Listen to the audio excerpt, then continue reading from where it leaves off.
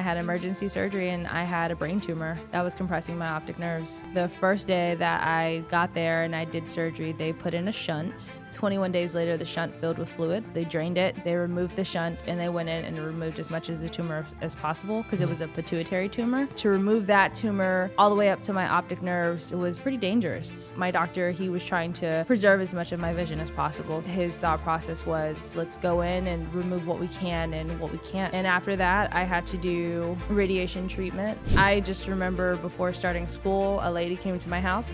She ended up being my TVI, teacher of the visually impaired, and she taught me Braille and they told me about TSB. I love working for the Lighthouse. My biggest thing is helping other people and giving back. That's the most important thing to me. To know that I can be a mentor for other blind youth means so much to me because I didn't have anybody there for me. A green tinted screen and Braille lettering pops up that turns into the white Lighthouse of Houston logo. The Sightless Voices Unleashing Potential cover art pops up on screen. There's a flash, then clips of Jennifer's eye, her walking down the hall, and reading Braille appear. A montage of clips from episodes of the podcast begins with Jennifer talking to our guests and smiling. It zooms in on the Sightless Voices Unleashing Potential cover art. Hey everybody, welcome to another episode of Sightless Voices Unleashing Potential. I am your hostie with the mostie, Jennifer Parrish, and today we have a really special episode for you guys. We have Miss Talia Woodard from the Lighthouse of Houston. Talia is actually one of my employees, so it's awesome. Yay. I hired Talia. I'm going to take pride in that. Anyway, so Talia will be sharing her inspiring journey of vision loss, attending a school for the blind, and then she'll share a little bit about her involvement in the blind and low vision community. And then we'll also discuss Talia's upward mobility opportunities at the Lighthouse of Houston, which is awesome. And she started as a scanning clerk, and now she will become an assistive technology trainer. So with that, before we get started, we're going to describe our set for our blind and low vision viewers. We're sitting in blue chairs with wooden tables next to us. We have a white brick background, blue lights, and a neon lighthouse sign. And with that, Talia, thank you for coming and hanging out with me today. Yeah. I really appreciate it. Can you start a little bit by telling us a little bit about yourself and your vision loss journey? So about me, that's a hard question. Okay, so I'm 25. I think I'm the baby of the Lighthouse. Yeah. And maybe you were a Majane. She's a year older than me. Oh, okay. So, yeah, you are then. I used to be that. Yeah. So I get it. I do a lot. I play blind sports. I read. I love reading. And, just pretty much anything involving sports or books is my alley for free time. But other than that, I'm a massage therapist. And a technology trainer. And I love what I do. So cool. What kind of blind sports? Just curious. I play goalball mostly, and then I'm getting into blind soccer. Really? And blind tennis. My brothers were texting me during the Paralympics, and they're like, Jay, they call me Jay. Yeah. Jay, have you checked out this blind soccer business? And I'm like, I had no idea that existed, man. Yeah, blind soccer is pretty cool. It can get pretty dangerous. Work? Yeah, I was gonna say I played beep ball and got hurt a couple of times. Like, how does this work? So you have a soccer ball and it has rattles in it, so you can hear it, and your soccer field has like a net around, like the entire thing is like closed off. What? Except for your ends where the goalies are. Yeah. And you just communicate as you're running on the pitch, and you have to yell "voy, voy, voy, voy, voy" when you want to steal the ball from someone. So It's pretty crazy. It gets pretty violent. Oh my God, that's so cool. Yeah. I love this. Yeah, so it's really cool. So I do getting into that, and blind tennis. Goalball is my number one sport.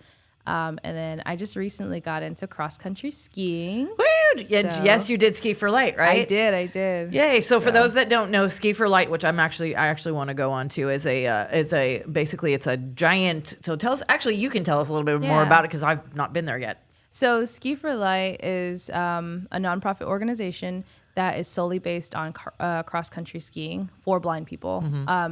And what they do is they pretty much raise funds and all that for the next year so they can host an event. So this year we were down in Provo, Utah, and there was about 150 blind or low vision participants.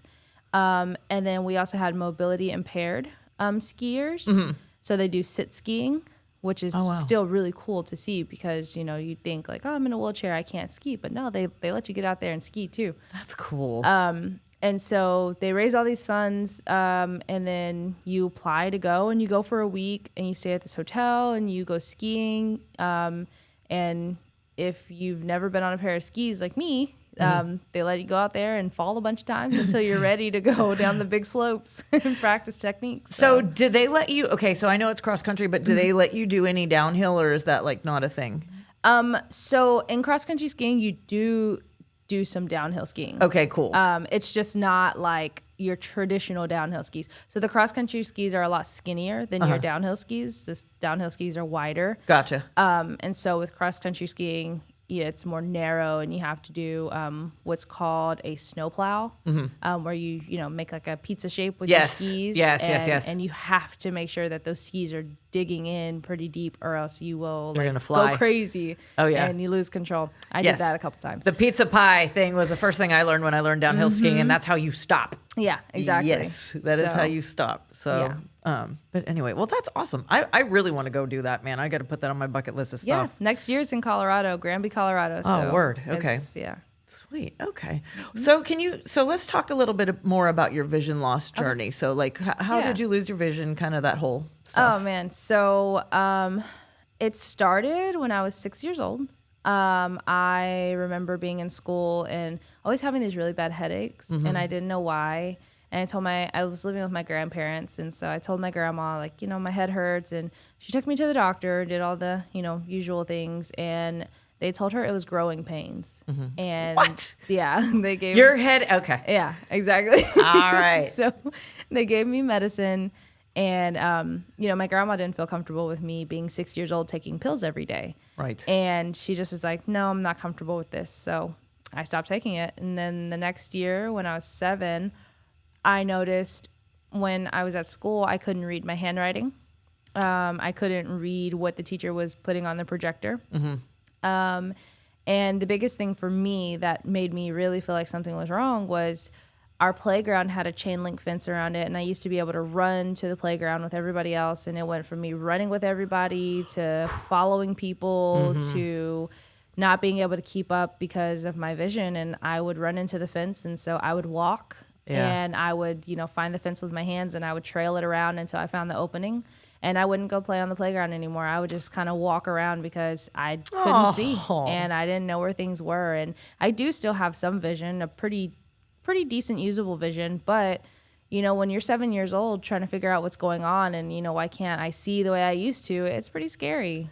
So and it's sad. Yeah. Wow. That's crazy. Yeah. Yeah, like the chain link fence. And did you just like run like straight on into it, or the first time? Yeah, I just ran into it, and it was like the side of the playground. So I just ran into it, and I was just like, "Oh, nobody saw me. That's good." So yeah, no kidding. And then from there, nothing to see here. Yeah, exactly. From there, it was just like I would find it with my hands, and then I would just follow it around until I found the opening to go into the playground. Yeah. So, and then after that, me and my cousin, I was still riding bikes and doing everything, and me and my cousin got into a bike accident. We bumped heads, and yep. It was actually that accident that caused me to go to the doctor. My mom, she was visiting me and my sister at my grandparents' house, and she noticed that like I was having a hard time seeing, like I'd run into walls and I was squinting a lot, and she was like, what's wrong? And I told her, and I was like, well, I went to the doctor and they said it was growing pains, and she's like, absolutely not. She's like, we're going and seeing a specialist. Yeah. And she took me in, and they looked in my eyes, and they're like, yep, there's definitely something going on. And I was rushed to Texas Children's Hospital here in Houston. And, shout out to T. Yeah, and I had emergency surgery, and I had a brain tumor that was compressing my optic nerves. So, yeah. TCH is what I was trying to get. Yeah. Yeah. That's like T. What's the initials? Yes. TCH. Yes. Exactly. So you had a brain tumor. Wow. I had a brain tumor. Yeah. So talk a little bit, if you don't mind, about like kind of the treatment for it and all that. Wow. So from my understanding, the first day that I got there and I did surgery, they put in a shunt. Exactly 21 days later, the shunt filled with fluid. So they drained it. They removed the shunt and they went in and removed as much of the tumor as possible because it was a pituitary tumor. So, the pituitary gland is a very, very small part. Right. It's like pea-sized. Yeah. And so to remove that tumor all the way up to my optic nerves, it was pretty dangerous. And my doctor, he was trying to preserve as much of my vision as possible. So, his thought process was, let's go in and remove what we can, and what we can't is just going to have to stay, and we're going to have to monitor it. So that's what they did. They removed as much as they could. There's still some wrapped around my optic nerves. And after that, I had to do radiation treatment. Yeah. And I had to get MRIs every 2 months, I think. And then it went to every 6 months and then every year. And then I haven't gotten an MRI since I was 18. So, but the last time I got one, they said that my tumor had shrunk. So. Oh, thank God. Yeah. And radiation on your head. Now, I've just, as pretty much everybody knows, I had breast cancer last year and went through radiation for that. Right. Now, I can't imagine, putting a child through like the positioning and I mean, what do they do? How do they do that with your head? Yeah, it was terrifying. So my gosh. I remember the first day like it was yesterday. So I went in and I laid on this metal slab. It was just a metal table. Oh yeah. Yep. And the nurse, she was so nice. She was just like, I'm going to come over and put this jelly substance on your face and just relax and just breathe. And, we'll go through your radiation treatment. And then when you're done, we'll create you a mask to, cover you from that. Yeah. So it's just like, okay. But, when she put this on my face, imagine taking putty and spreading it all over your face. No nose holes, no mouth holes, no eye holes, nothing. Just spreading putty on your face and then like securing it down to a table. That's what it felt like. And it was so terrifying because it's just like I couldn't breathe, and I had this mask on and I couldn't move. I couldn't stop the radiation treatment in the middle of it. And it was, I think we did it 30 to 45 minutes, and it was the longest session of my life. 30 to 45 minutes every time. Every time. How many treatments did you have? 21. Dude. So, but the good thing is that after that first session, that putty that they put over my face, it actually formed into this hard mask. Right. And they did end up cutting a mouth hole Thank God. and nose holes. And I guess the only nice thing out of that was I got this pretty decorated mask. There was someone there to paint it and, make it look all nice. So Oh, that's cool. it was really cool. That's really cool. Yeah. At least, do you still have it? I do still have it. Yeah. Yeah. Hang on to those, trophies, if Yeah, you will, because that's exactly. battle scars. Man, Oh, or absolutely. battle trophies, if you will. Cool. All right. So we've got the tumor treated now, and then you go to a school for the blind. So tell us about how that kind of came to fruition and your experiences with the blind school, wherever that was. This was in Colorado, right? Austin. Oh, you went to TSBVI. I sure did. Oh, yay. Okay. I sure did. Cool. All right. So when I lost my vision, immediately, I don't even know the process for it, but I just remember before starting school, a lady came to my house and she was just like, we're going to go outside and I want you to tell me what you can see. And I was like, okay. And I was walking around and I saw something on the ground and I stepped over it and she's just like, okay, well, I don't know. I think you should use a cane because you didn't even know what that was. And I was like, okay. Yeah. But after that, it was her shoe. She took off her shoe Nice. and just let me trip over it and Thanks, stumble. pal. Yeah. So she ended up being my TVI teacher, the visually impaired, and she taught me Braille, and I got connected with the O&M instructor immediately. And between those two ladies, they told me about TSB. Yeah. And I did summer programs. Yeah. I went for JAWS training. I went for cooking classes. Just all kinds of programs and camps that they had. And of course, I did Lions Club as well. They got me connected with that. But for me, going to TSB started with summer camp. Yeah. And I didn't have any intentions of going to school at the School for the Blind long term. I just expected it to be summer programs. But my 8th grade year, I was about 12. My grandparents got divorced, and we moved to the next town over.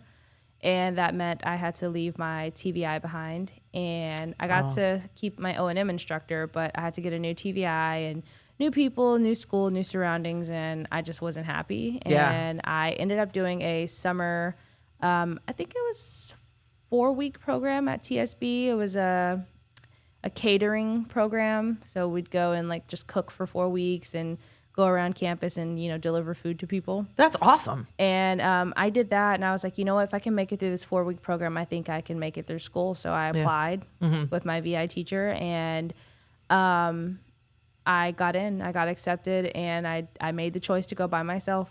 And I told my grandma, hey, I applied, and if I get approved, I'm going. And How old were you at this point? I was 13. Wow. Yeah. That's amazing. So, and she supported me. She was just like, whatever you want to do, I'm here for you. Yeah. So, and I made that choice to go. And, life at TSB was a little crazy. It was a little hectic. I just went for the summer programs and had a lot of fun. Yes. I would say the summer programs, they told me at the school, they're like, you're used to coming to summer programs, It's not but the school same. is different. And it was not the same. Really? It was not. Really? Tell us how. It, going to school every day was not like summer programs. You don't wake up and go to fun classes and do this and that. You have to go do real school. Right. And man, those people give a lot of homework. Do they really? I hate homework. Because they're trying to keep you from acting a fool in the dorms, right? Exactly. So I got to experience classes at TSB, and then for classes that they don't have, like foreign language and some more advanced classes, they send you to McAllen. Or to McCallum, the high school there. Right. And so I used to live right by it. Yeah, I experienced going to McCallum for Nice. my English class and Spanish class, so that was pretty cool. And then, doing the classes at TSB. But that's where I got introduced to blind sports. So I used to be the co-captain of the cheerleading team. Yeah. I did track and field, and I did goalball. And with goalball, I got to travel everywhere. And going to TSB, I wouldn't change it. I would do it all over again if I could, or if I had to. Yeah. I actually got to discover myself and who I am, and I knew that I was very angry and depressed for losing my vision. Right. And I grew up in a small town, and I was the only blind person there, and I was known as the blind girl. Yeah, buddy. And so I hear going that. to TSB was The stigma is gone. exactly. It's so much better. Exactly. I was like right there with everybody. I was an equal. Yes, So- exactly. That's why I loved it too, man. I mean, part of me sometimes wanted to go do that time during the year, but I mean, it's not for everybody. But I really advocate for people that really Right. want to go do this, man, because it's like people suck in public school. Absolutely. They suck. So They do. They really do. Yeah. So this is So- pretty cool that you were able to do that and do all these fun things too. I love that. Yeah, it was great. And Yeah. by the time I made it to my senior year, I remember going back and everybody was just like,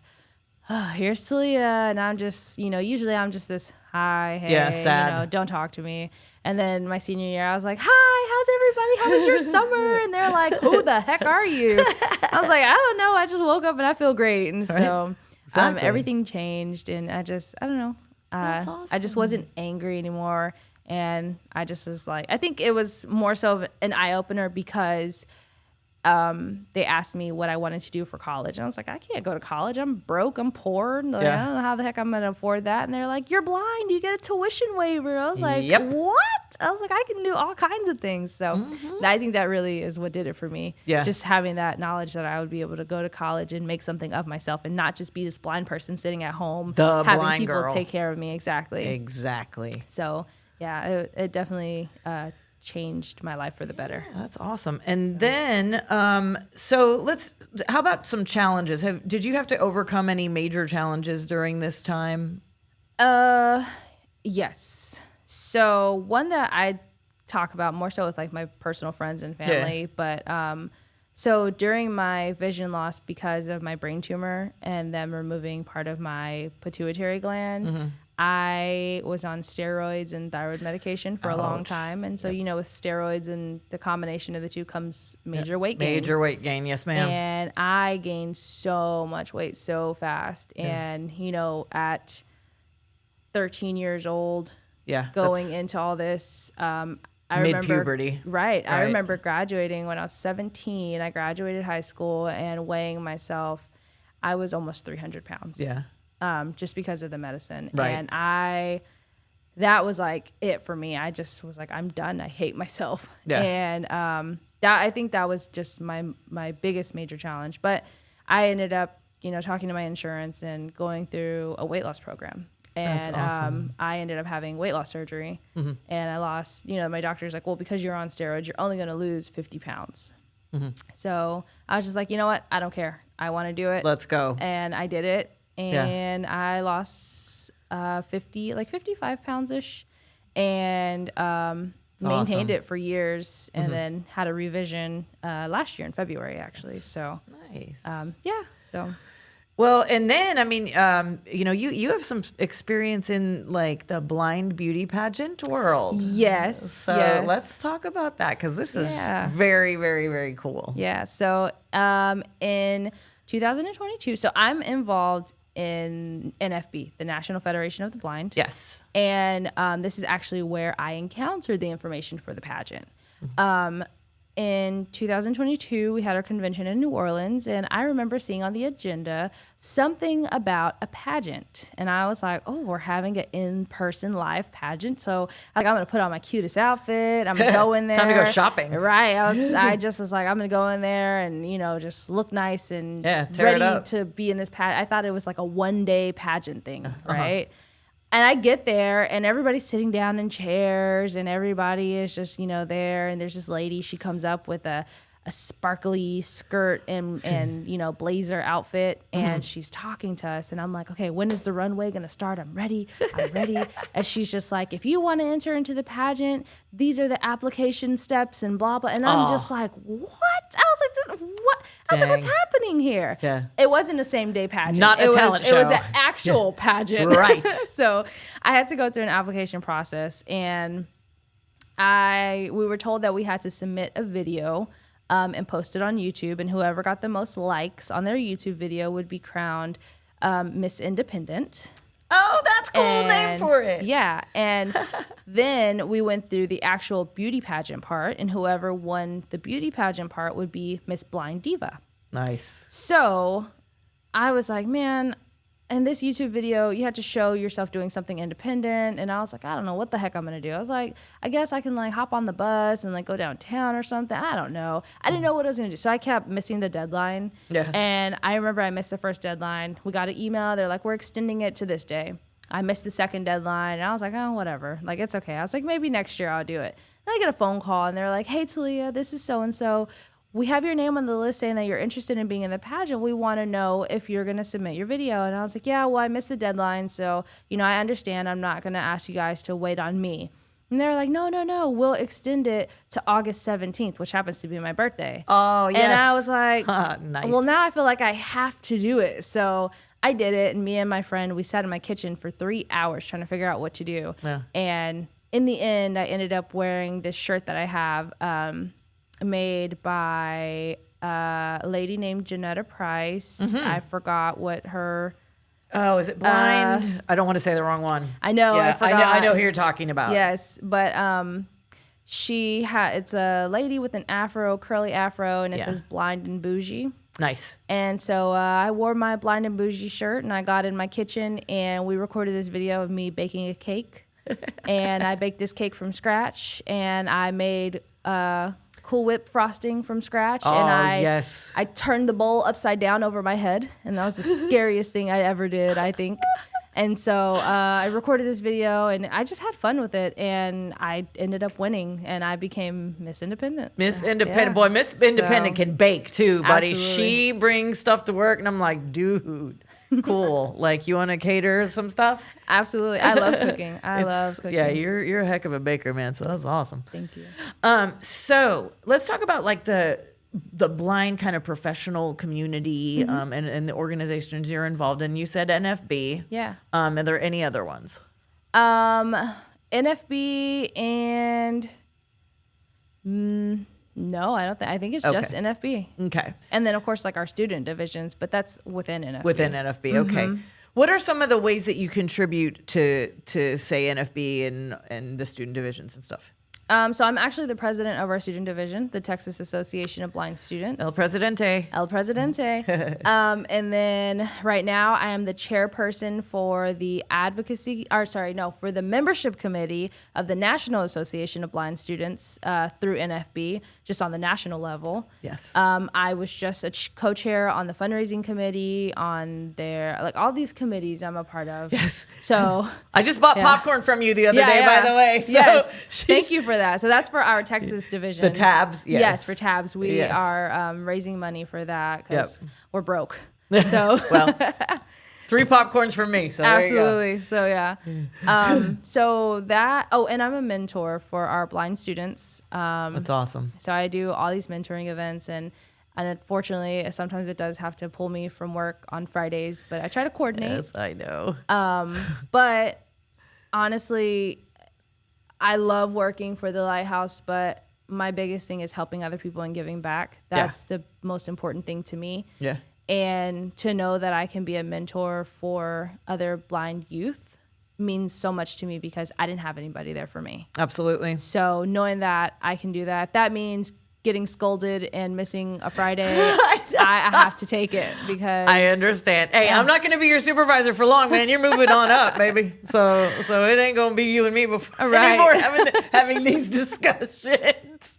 No, but it is for a very good cause, and I really you're an excellent an excellent example of a wonderful mentor, and you're so young, and it's like crazy that you're this young because like you're very mature for your age, and it's really awesome. Thank you. So can you share any memorable experiences or achievements that from your involvement in like the NFB and all this stuff? Memorable experiences. Yes. I would say the pageant for one was definitely an experience. There was definitely some high points and low points in that. Would I do it again? Absolutely not. It was not for me. Really? But will I always forever keep the title of Miss Independent? Absolutely. Heck because I would say though my biggest memorable experience was when I decided to go to training at the Colorado Center for the Blind. Okay. Yeah, this is where I thought that was the school for the blind, but this is different. No, so that's separate training. So this is a part of NFB. They have what's called their Structured Discovery NFB centers. And they do everything structured discovery. So if you have any inkling of sight, just a little speck of light, they are making you wear sleep shades.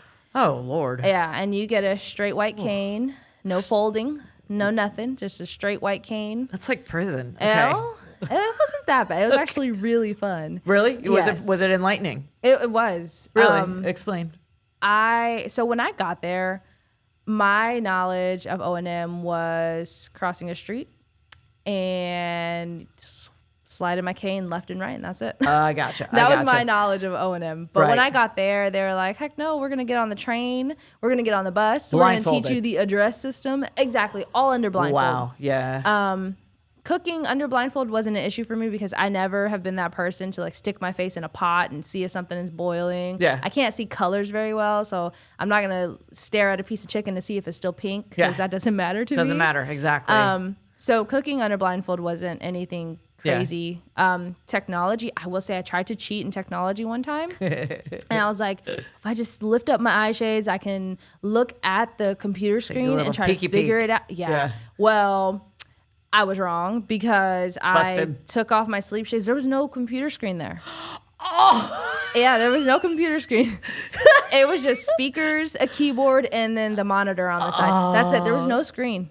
Wow. And I was just like, where's the computer screen? And the tech teacher just started laughing. He goes, yeah, you tried to cheat, didn't you? And I was like, where is it? He goes, well, you don't need one if you're using JAWS. Oh, yes. Exactly. He's like, you use the keyboard for everything. So that was kind of an eye-opener to me. Like, okay. Definitely. And honestly, I did training in 2021. We're, freshly in 2025. Yeah. If you had asked me anything about technology one day before I decided to go to training, I would have told you, I don't know, you're asking the wrong person. But now, today, I'm an assistive technology trainer. Yes. And that was all because of going to training. 4 years. Wow. Well, shout out to Colorado Center for the Blind? Absolutely. That's pretty awesome because, I mean, that is definitely wow because this girl right here knows some tech. Yep. So, and most people go and finish it in 9 months, sometimes up to a year. I finished the program in about 4.5 months. Of course you did. And then I graduated at the 6-month mark. Nice. That's very awesome. Yeah, I think that was my greatest accomplishment, and I learned a lot. I got into blind ice hockey while I was there, so that was pretty fun. Okay, so we're going to switch gears right now and talk about your upward mobility here at the Lighthouse of Houston, of course. Okay, so can you tell us about your career journey at the Lighthouse of Houston and starting as a scanner and then moving up to the AT trainer? Yeah, absolutely. So I had no intentions of really ever getting hired at the Lighthouse. I think I applied one time and never heard back, and I was just like, whatever, it's a bust. Right. But I was doing massage, and I worked for a small company, and I wasn't having much luck with the clientele. So I was like, I want to switch gears and do something else and occupy my time for now. And I remember I met you. Yes. At a dinner. So I just remember being there and be like, okay, you're the person I need to talk to. I'm going to pitch myself to you really quick. Yes, she cornered me. Yes, and I gave you my 2-minute elevator pitch, and I was just like, but it was awesome. I'm like, you're hired. Yeah. Immediately. Yes. Yes, and you're just like, okay, I'm going to go to the office. I'm going to pull your application, and I will call you. And I remember getting home and be like, she's not going to call me. She's not going to call me. And then when you did, I was kind of shocked. I was like, whoa, she really called me. Heck yeah, man. I'm a girl of my word. Yeah. So, and when I got here, I was just like, okay, this scanning thing is crazy. I've never used Fusion. I didn't know anything about Fusion. Yeah. I had always been a JAWS user.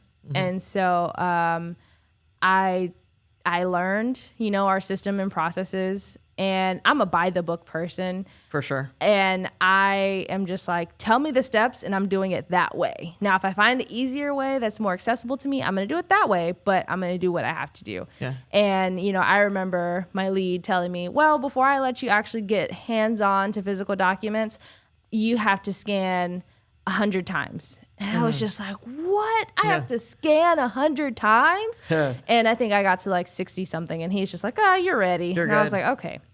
And so it started there. And then I remember just saying to myself, I think I want to do assistive technology. I remember talking to the last person that was here in assistive tech and him saying I could really use assistance, with another person there to make things easier. And I felt like that was kind of my nudge to start the process. And I remember you came to me and you were like, hey, Jennifer, I think people with lower vision can do, the job that you were currently doing at that point, because you had already discovered some workarounds and stuff. And so that was, just part of your beginning motivation to do this. And that's so awesome. I'm Absolutely. So proud. So, and that just kind of started. And I remember just reaching out to Chris Cole and asking them hey, this is what I want to do. How do I do it? And they sent me all the steps. And I remember being nervous, but I was just like, you know what? There's only one way I'm going to find out if I can do this, and that's by doing it. Gotcha. And I did it. And I think within 2 months, I had all my certifications done and tested out and got certified. Yeah, girl. And, started making the switch over to assistive tech, and started off with 2 days a week to now 3 days a week, and to soon being full time. Being full time. Yes, ma'am. So. How does the Lighthouse of Houston in general support upward mobility employment opportunities for individuals with vision loss? I can say for myself, I've gotten nothing but support from not only you, but Terry and everybody above me. Yeah.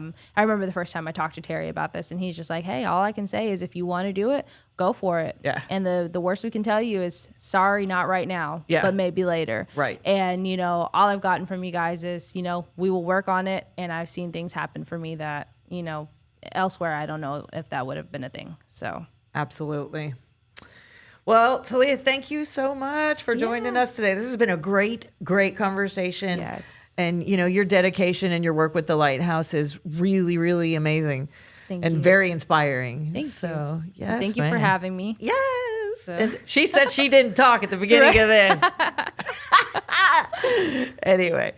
All right. To our listeners, I hope you found this episode informative and motivating and inspiring, because Talia is all of those things and more. And remember, you can find more episodes of Sightless Voices Unleashing Potential on our YouTube channel and wherever you get your podcasts. Be sure to check out other episodes wherever you get those podcasts. Follow the Lighthouse of Houston on social media for updates, because we're always putting them out there. And until next time, take care and stay empowered.